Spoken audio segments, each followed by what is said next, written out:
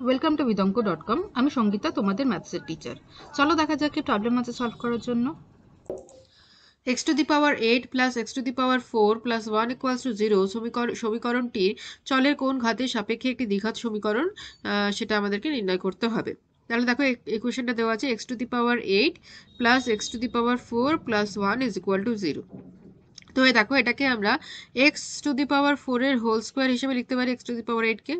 ঠিক আছে, x to the power 4 এর whole square plus x to the power 4 plus 1 is equal to 0। দেখো এটা a x square plus bx plus c is equal to 0 এই সমীকরণের আকারে আমরা এটাকে প্রকাশ করতে পারলাম।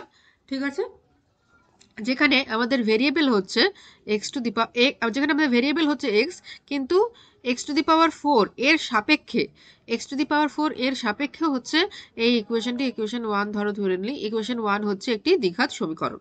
ঠিক আছে, এক্স এর সাপেক্ষে নয়, এক্স এর সাপেক্ষে এর ঘাত হচ্ছে 8। ঠিক আছে, তখন ইকুয়েশনের ডিগ্রি 8 হয়ে যাবে।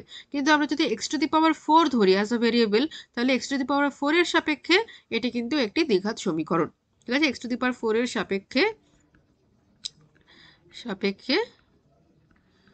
দ্বিঘাত। ওকে, তাহলে এক্স টু দি পাওয়ার 4 মানে এক্স এর কোন ঘাত হচ্ছে, তাহলে এক্স এর 4 ঘাত বা 4 ঘাতের সাপেক্ষে এটি একটি দ্বিঘাত সমীকরণ। তাহলে এই option B is the right answer. Okay,